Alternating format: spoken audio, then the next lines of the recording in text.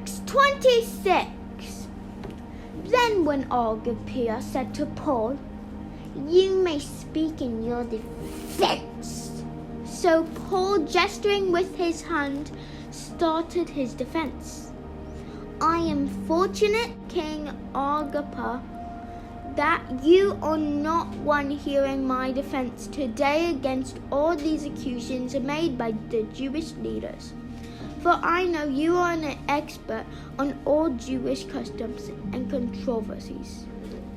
Now please listen to me patiently.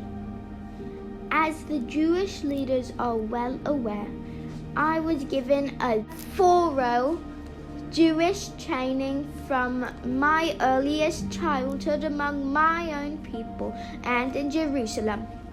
If they would admit it, they know that I have been a member of the Pharisees, the strictest sect of our religion. Now that I am trial because of my hope in the fulfillment of God's promise made to our ancestors. In fact, this is why the 12 tribes of Israel zealously worship God night and day, and they share the same hope I have. Yet, Your Majesty, they accuse me for having this hope. Why does it seem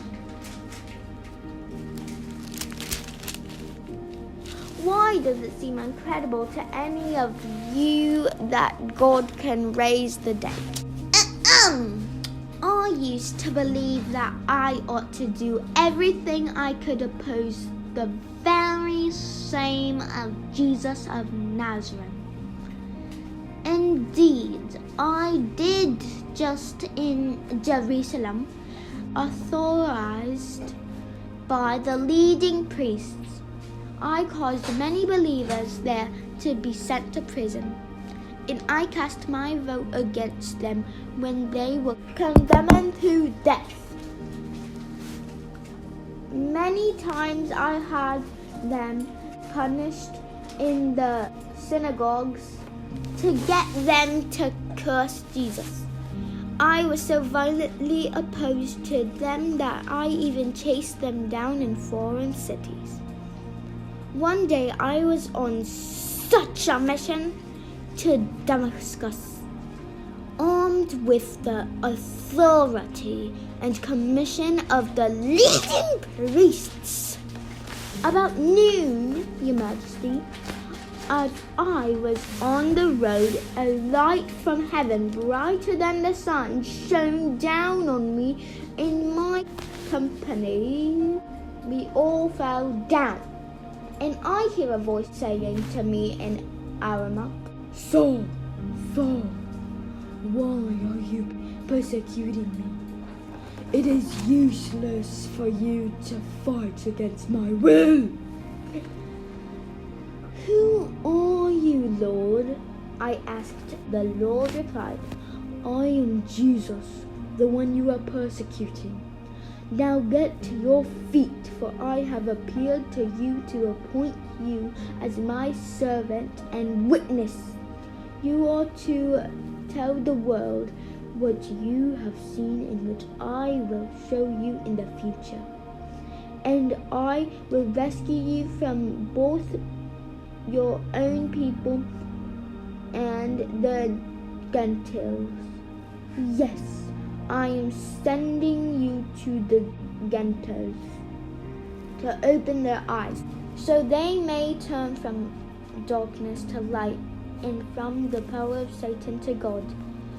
Then they will receive forgiveness for their sins and be given a place among God's people who are set apart by faith in me."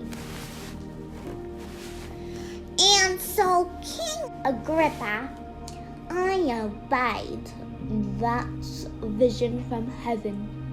I preached first to those Damascus, then in Jerusalem, and throughout all Judea. and all to Gentiles, that all must repent of their sins and turn to God, and prove they have changed by the good things they do. Some Jews arrested me in the temple for preaching this, and they tried to kill me. But God has protected me right up to this present time, so I can testify to everyone, from the least to the greatest. I teach nothing except what the prophets and Moses said would happen, that the Messiah would suffer and the first to rise from dead, and in this way announce God's light to the Jews and Gentiles alike. Suddenly Festus shouted, "Paul, you are insane. Too much study has made you crazy."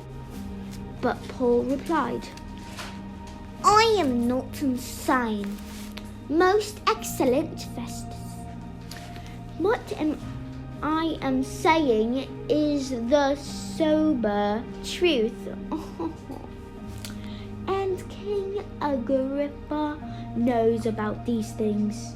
I speak boldly, for I am sure these events are all familiar to him, for they were not done in a corner. King Agrippa, do you believe the prophets? I know you do. Agrippa interrupted him. Do you think you can persuade me to become a Christian so quickly?